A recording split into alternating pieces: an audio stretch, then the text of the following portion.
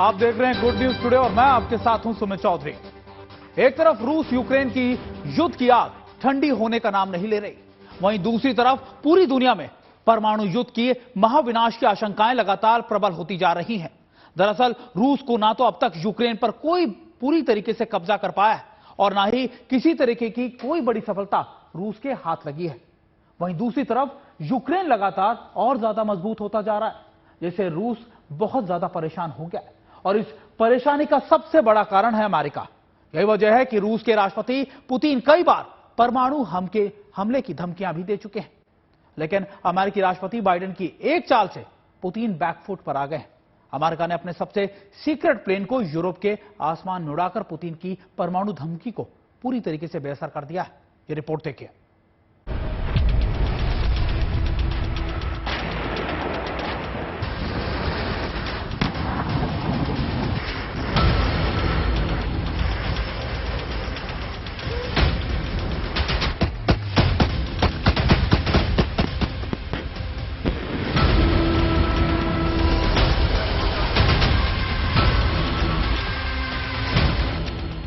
रूस और यूक्रेन के बीच चल रहा ये युद्ध एक साल से ज्यादा लंबा खिंच चुका है और कई विश्लेषकों को डर सता रहा है कि ये तीसरे विश्व युद्ध में बदल सकता है।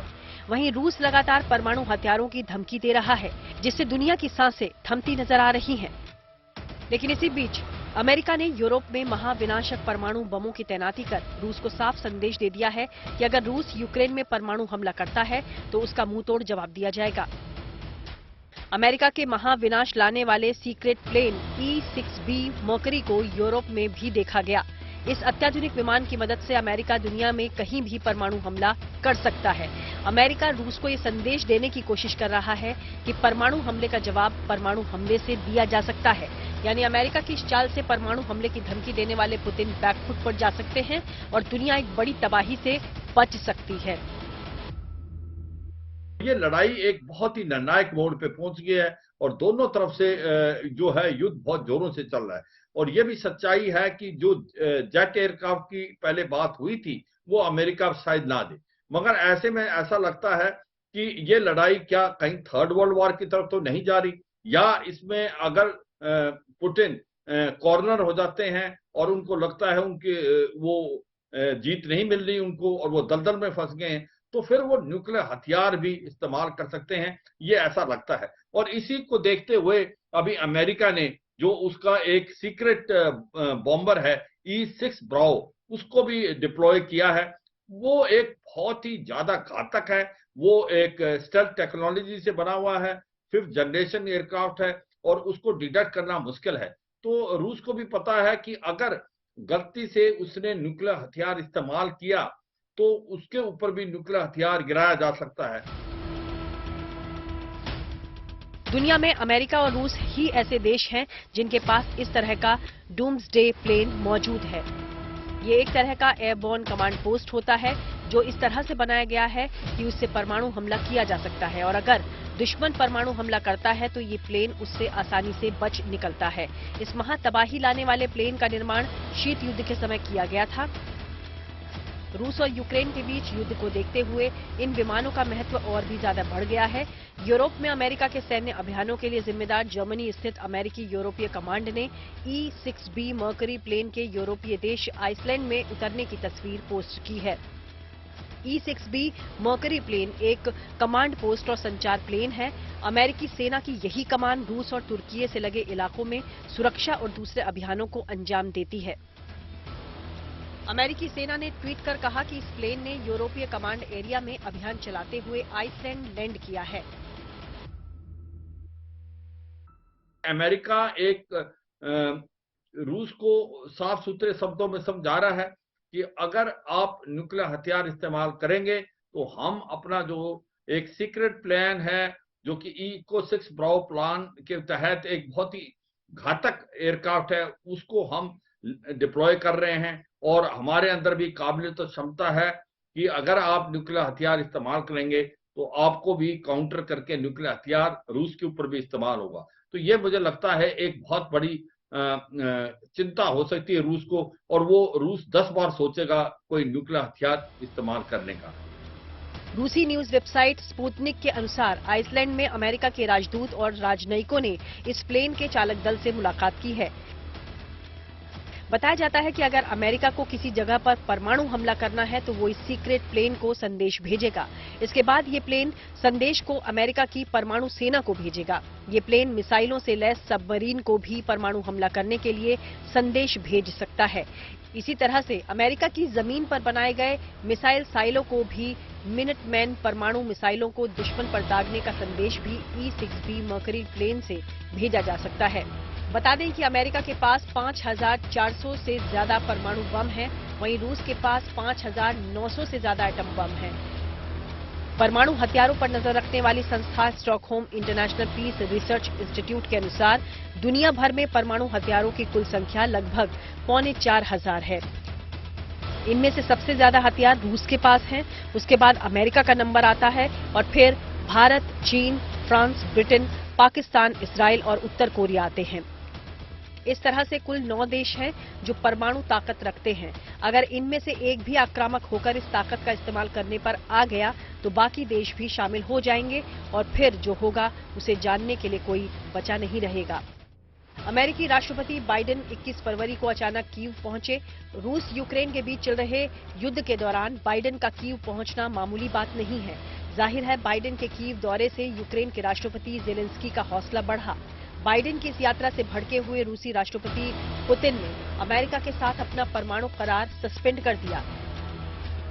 साल 2010 में न्यू स्टार्ट न्यूक्लियर ट्रीटी नाम से हुई इस संधि का मकसद था दोनों बड़े देशों को न्यूक्लियर वेपन की होड़ रोकना। इससे पहले भी कई संधियां हुई और टूट चुकी थी। तो मौजूदा समय में यही अकेली ट्रीटी थी जो रूस अमेरिका को और ज्यादा हथियार बनाने से रोक सकती थी। परमाणु हथियार अपने आप में जितने खतरनाक हैं, उनकी स्टोरेज का इतिहास उतना ही रहस्यमय है। ज्यादातर देशों के लिए ये उनकी सबसे बड़ी सैन्य ताकत है। यही वजह है कि जब कोई देश खुद को परमाणु शक्ति संपन्न बताता है तो बाकी देश कहीं न कहीं उससे संभल कर बात करने लगते हैं। अमेरिका की बात करें तो उसने अपने ज्यादातर परमाणु हथियारों को 5 राज्यों में 80 फुट गहराई में पनडुब्बियों के भीतर रखा है। ये किसी से छिपा नहीं है कि अमेरिका और रूस परमाणु संपन्न देश हैं, लेकिन जिस रूस यूक्रेन लड़ाई से न्यूक्लियर वॉर की आशंका लगाई जा रही है, उसमें यूक्रेन के पास क्या परमाणु ताकत है? हालांकि यूक्रेन के सैन्य खजाने में अलग से परमाणु हथियार नहीं है, लेकिन रूस से उसे विरासत में मिले परमाणु हथियार जरूर हैं। सोवियत संघ से 90 के दशक में अलग और आजाद हुए यूक्रेन के पास वो सारा भंडार आ गया जिसका निर्माण उसकी टेरिटरी में हो रहा था। इससे यूक्रेन के पास कोई छोटा मोटा खजाना नहीं आया, बल्कि परमाणु ताकत के तौर पर वो दुनिया का तीसरा बड़ा देश बन गया। हालांकि ये 90 की बात है। इसके बाद से कई देशों ने चोरी छिपे अपनी परमाणु ताकत बढ़ाई। यहाँ तक कि उत्तर कोरिया के बारे में भी कहा जाता है कि छोटा होने के बावजूद न्यूक्लियर पावर के मामले में वो देश काफी ताकतवर होगा।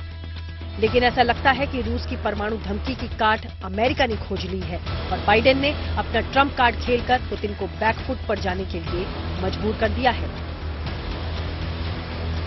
Bureau report, good news today. पिछले 1 साल में रूस के सामने यूक्रेन को मजबूती से खड़ा करने और तमाम हाईटेक हथियारों की खेप देने के लिए अमेरिका ने अपना खजाना खोला हुआ है। यहां तक कि यूरोप के तमाम देशों को भी रूस के खिलाफ एकजुट कर दिया है। लेकिन अब इस युद्ध में एक और खिलाड़ी की एंट्री होने वाली है और वो खिलाड़ी अपनी चालबाजियों के लिए जाना जाता है। अमेरिकी रिपोर्ट के मुताबिक चीन जल्दी रूस को आम ड्रोन के साथ साथ अपने सारे अत्याधुनिक हथियार सप्लाई करने वाला है, जिसके बाद ये लड़ाई और ज्यादा तेज और ज्यादा विध्वंसक होने वाली है।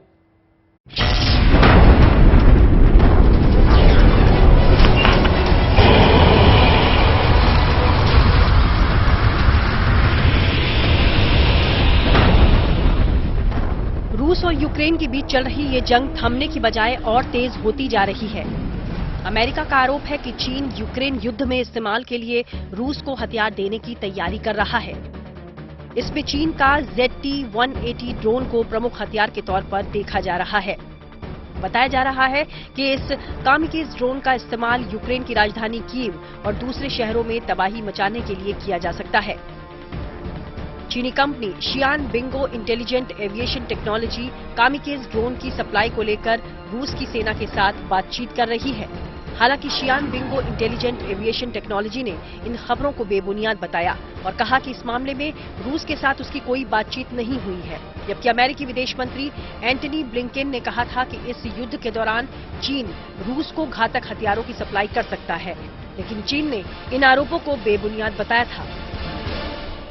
सच्चाई यह है कि अब जो ये लड़ाई चल रही है, रूस 1 साल से अकेला ही लड़ रहा है और उसकी इकोनॉमी कोई खास अच्छी नहीं है। 12वें नंबर की इकोनॉमी है पूरे वर्ल्ड की, मिलिट्री पावर तो नंबर 2 है। उसको कोई हथियार और अम्यूनिशन को ज्यादा देशों नहीं दिया। अगर किसी ने दिया है तो ईरान ने उसको दिए हैं शाही ड्रोन और नॉर्थ कोरिया ने उसको कुछ एक वेपन और अम्यूनिशन दिए हैं।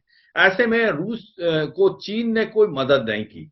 उसकी वजह है क्योंकि चीन भली भांति जानता है अगर चीन रूस को कोई हथियार देगा तो उसके ऊपर इकोनॉमिक सैंक्शन लगा लेगा यूरोप और अमेरिका। युद्ध इतिहासकार और ड्रोन की जानकारी रखने वाले नाटो के सलाहकार जेम्स रोजर्स के अनुसार ZT-180 ड्रोन के बारे में चीन ने कुछ ही जानकारियां सार्वजनिक की हैं। ZT-180 ड्रोन एक बार इस्तेमाल किए जाने वाला आत्मघाती ड्रोन है। इसे प्रमुख लक्ष्यों को हिट करने के लिए भेजा जाएगा। रोजर्स ने तर्क दिया कि ईरान की शहीद 136 ड्रोन के समान रेंज होने के कारण इस चीनी ड्रोन को रूसी क्षेत्र के भीतर या पड़ोसी बेलारूस से कीव समेत यूक्रेन के दूसरे शहरों को आसानी से हिट करने के लिए तैनात किया जा सकता है। चीन के इस ड्रोन के माध्यम से रूसी राष्ट्रपति व्लादिमीर पुतिन यूक्रेन को कड़ा संदेश देना चाहते हैं। अगर चीन से रूस को ZT-180 ड्रोन हासिल हो जाता है तो रूस यूक्रेन पर दबाव बढ़ाने के लिए इन्हें तैनात कर सकता है। आज जो चीन का ट्रेड है यूरोपियन यूनियन और अमेरिका के साथ वो $3 ट्रिलियन से ज्यादा है, तो वो नहीं चाहता अपनी इकोनॉमी को नुकसान देना, इसीलिए वो खुल के हथियार देने से कतराता है। मगर ये भी सोचा गया है कि हो सकता है कि चीन डायरेक्ट हथियार ना दे के या तो नॉर्थ कोरिया या बेलारूस के थ्रू भेज सकता है हथियार रूस को। ये अब समय ही बताएगा, मगर अभी तक उसने हथियार इस वजह से नहीं दिए क्योंकि वो नहीं चाहता कि अमेरिका और नाटो कंट्री उसके ऊपर सैंक्शन लगाए। ZT-180 drone delta wing layout में बना एक प्रभावी UAV है। विंग बॉडी फ्यूजन डिजाइन पूरे विमान को एरोडायनेमिक डिजाइन प्रदान करता है। इस ड्रोन में 3 ईंधन टैंक लगाए गए हैं। इसे इस प्रकार से डिजाइन किया गया है कि इसका रेडार क्रॉस सेक्शन काफी कम है। वहीं प्रोपेलर की ताकत के लिए इसमें टेल पुश पावर की व्यवस्था की गई है। ZT-180 ड्रोन की लागत काफी कम है। इसकी कॉम्पैक्ट डिजाइन ट्रांसपोर्ट के लिए काफी मुफीद मानी जाती है। इसके अलावा डेल्टा विंग होने से ये दुश्मन के रडार के पकड़ में कम ही आ पाता है। ये रिपोर्ट ऐसे समय में आई है जब अमेरिका और जर्मनी समेत पश्चिमी देशों ने चीन को चेतावनी दी थी कि वो रूस को हथियार न दे और अगर चीन ने ऐसा किया तो उसे गंभीर नतीजे भुगतने होंगे। रूस फिलहाल पश्चिमी देशों के कड़े प्रतिबंध झेल रहा है और माना जा रहा है कि अभी वो ईरान और उत्तर कोरिया से हथियार हासिल करेगा। हालांकि अभी तक चीन रूस को हथियार देने के मामले में खामोश था। चीनी विदेश मंत्री वांग यी की रूसी यात्रा में भी जब दोनों देशों ने एक दूसरे को अहम सहयोगी बताया तो चीन की ओर से वांग यी ने साफ किया कि ये सब किसी भी तीसरे देश के खिलाफ नहीं है। लेकिन खबर है कि पश्चिमी देशों की आशंका के अनुसार अब इस युद्ध में चीन की भूमिका बदल रही है। अमेरिकी और पश्चिमी देशों की खुफिया जानकारियों से पता चला है कि चीन रूस पर खुद से लगाए हथियारों की पाबंदी को हटा सकता है, लेकिन ऐसा लगता है कि चीन ने अभी तक अंतिम फैसला नहीं लिया है। खबर ये भी है कि चीन ने रूस को सैटेलाइट तस्वीरें भी मुहैया कराई हैं। वहीं दूसरी ओर चीनी विदेश मंत्रालय ने रूस को हथियार देने की खबरों को खारिज किया है। बहरहाल पश्चिमी मीडिया के दावे का सच जल्द ही सामने आ जाएगा। Bureau report, good news today.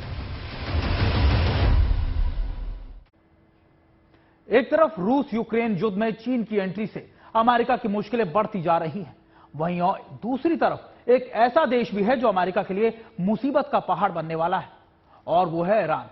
United Nations की अंतर्राष्ट्रीय परमाणु ऊर्जा एजेंसी यानी IAEA के हवाले से एक दावा किया गया है कि ईरान परमाणु बम बनाने के महज एक कदम दूर है, और ईरान की यह कोशिश अमेरिका के साथ दुनिया भर के देशों के लोग बर्बाद करने की कहानी लिख सकती है।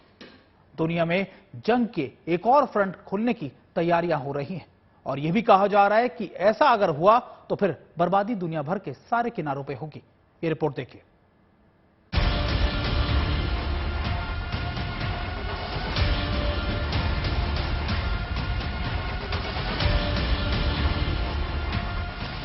अमेरिका का दुश्मन देश माना जाने वाला ईरान महाविनाशक परमाणु बम बना सकता है। बरसों से न्यूक्लियर प्रोग्राम में जुटा ईरान अब परमाणु बम बनाने के बेहद करीब पहुंच चुका है। ईरान के वैज्ञानिकों ने यूरेनियम का जो जखीरा इकट्ठा किया, अब उससे परमाणु बम तैयार किया जा सकता है। यूनाइटेड नेशंस की अंतर्राष्ट्रीय परमाणु ऊर्जा एजेंसी यानी IAEA के हवाले से ये दावा किया गया है। न्यूक्लियर एक्सपर्ट्स के अनुसार परमाणु बम बनाने के लिए 90% संवर्धित यूरेनियम की जरूरत होती है और लगातार कोशिश कर रहा ईरान अब करीब 84% संवर्धित यूरेनियम हासिल कर चुका है। यानी ईरान परमाणु बम बनाने के बेहद करीब पहुंच गया है और उसकी ये कोशिशें दुनिया को बर्बाद करने की कहानी लिख सकती हैं। यूं तो ईरान पे सैंक्शन तो लगाए थे, मगर ईरान के ऊपर कोई बंदश नहीं थी। उसने फिर अपने न्यूक्लियर हथियार बनाने की जो कोशिश को तेज कर दिया, इनरिच किया उसने यूरेनियम, और आज उसकी काबिलियत और क्षमता इतनी है कि वो 12 दिन के अंदर एक न्यूक्लियर हथियार बना सकता है। तो इसका मतलब ये एक बहुत ही ज्यादा सोच विचार करने वाली स्टेटमेंट दी गई है और ये एक बहुत बड़ा खतरा है कि ईरान आने वाले समय में न्यूक्लियर हथियार बना पाएगा। बता दें, अमेरिका हमेशा से ईरान के न्यूक्लियर प्रोग्राम के खिलाफ रहा है। यही वजह है कि ईरान लंबे समय से अमेरिकी प्रतिबंधों को झेल रहा है। लेकिन अब एक हैरान करने वाला खुलासा अमेरिका ने किया है। अमेरिका के एक सीनियर ऑफिसर ने कहा कि ईरान 12 दिनों में एक परमाणु बम बना सकता है। इससे ये साफ हो चुका है कि ईरान का न्यूक्लियर प्रोग्राम काफी एडवांस हो चुका है। जबकि साल 2015 में ईरान ने परमाणु समझौता किया था, तब ये कहा जा रहा था कि वो 1 साल में परमाणु बम बना सकता है। रक्षा नीति के अंडर सेक्रेटरी कॉलिन केहल ने हाउस ऑफ रिप्रेजेंटेटिव की सुनवाई में ये टिप्पणी की। दरअसल बाइडेन प्रशासन चाहता है कि ईरान के साथ न्यूक्लियर डील को एक बार फिर से शुरू किया जाए, जिसके जवाब में एक रिपब्लिकन सांसद ने पूछा कि आखिर इसकी जरूरत क्या है। केहल ने बताया कि न्यूक्लियर डील खत्म होने के बाद ईरान ने परमाणु हथियार बनाने की पहल फिर से शुरू कर दी है। लेकिन जब 2018 में डील खत्म हुई, तब ईरान को परमाणु बम बनाने में 1 साल का समय लग रहा था, जबकि अब सिर्फ 12 दिन लगेंगे। रक्षा नीति के अंडर सेक्रेटरी कॉलिन केहल ने कहा, मुझे लगता है कि यदि आप इस मुद्दे को कूटनीतिक रूप से हल कर सकते हैं तो उनके परमाणु कार्यक्रम पर रोक लगा सकते हैं। तो ये दूसरे विकल्पों की तुलना में बेहतर है, लेकिन अभी डील होल्ड है। अमेरिकी अधिकारी पहले भी ईरान के परमाणु बम बनाने में लगने वाले समय का अनुमान लगाते रहे हैं, लेकिन अभी तक सिर्फ ये बताया जाता है कि उसे बम बनाने में कितने हफ्ते लगेंगे। लेकिन ये पहली दफा है जब किसी अधिकारी ने सीधे दिन बता दिया। हालांकि 12 दिन में ईरान परमाणु बम बना नहीं सकता है, मगर अब ऐसा लगता है कि ईरान भी बहुत नजदीक है न्यूक्लियर हथियार बनाने के, और वो 12 दिन के अंदर ही हथियार बना लेगा। तो ये एक सच्चाई है कि जो ईरान इस पे काम करता रहा है, कहीं ना कहीं हो सकता है इसको टेक्नोलॉजी की मदद या तो पाकिस्तान ने की है या रूस ने भी हो सकता की हो। तो आज उसकी काबिलियत और क्षमता है कि वो 12 दिन के अंदर ही न्यूक्लियर हथियार बना लेगा, क्योंकि उसने अपनी जो टेक्नोलॉजी है यूरेनियम को 95% एनरिच करने की, जिसकी रिक्वायरमेंट है न्यूक्लियर हथियार बनाने के लिए, वो ऑलमोस्ट उसने पूरी कर ली है। अमेरिकी अधिकारियों का मानना है कि ईरान भले ही परमाणु बम बनाने के करीब पहुंच गया है, लेकिन अभी भी उसे बम बनाने की तकनीक में महारत हासिल नहीं है। अमेरिका और ईरान के बीच 2015 में डील हुई थी, जिसे 2018 में डोनाल्ड ट्रंप ने खत्म कर दिया। इस समझौते में ईरान को आर्थिक प्रतिबंधों से राहत दी गई थी, लेकिन बदले में उसने बम बनाना बंद कर दिया था। पिछले 2 साल से बाइडेन प्रशासन डील करने की कोशिश में है, लेकिन उसे सफलता नहीं मिल पा रही है। रूस यूक्रेन युद्ध के बाद बदले समीकरणों ने ईरान को रूस के साथ ला दिया है। ऐसे में ईरान के परमाणु बम वाली खबरें अमेरिका की टेंशन बढ़ा सकती हैं, जबकि ईरान रूस को पहले ही अपने ड्रोन दे चुका है, जिसकी वजह से यूक्रेन में काफी तबाही भी हुई है। वहीं रूस भी ईरान को सैन्य सहायता देकर उसे मजबूती दे सकता है और अमेरिका के लगाए गए प्रतिबंधों का असर भी कम कर सकता है। ईरान अमेरिका से अपने शीर्ष सैन्य कमांडर कासिम सुलेमानी की हत्या का बदला लेना चाहता है। ईरान सुलेमानी की मौत और अमेरिका से न्यूक्लियर डील को खत्म करने के लिए ट्रंप को जिम्मेदार मानता है। ट्रंप जनवरी 2017 से लेकर जनवरी 2021 तक अमेरिका के राष्ट्रपति रहे। इस दौरान ईरान और अमेरिका के रिश्ते लगातार बिगड़ते गए और अमेरिकी प्रतिबंधों की वजह से ईरान की अर्थव्यवस्था खराब होती चली गई। Bureau report, good news today.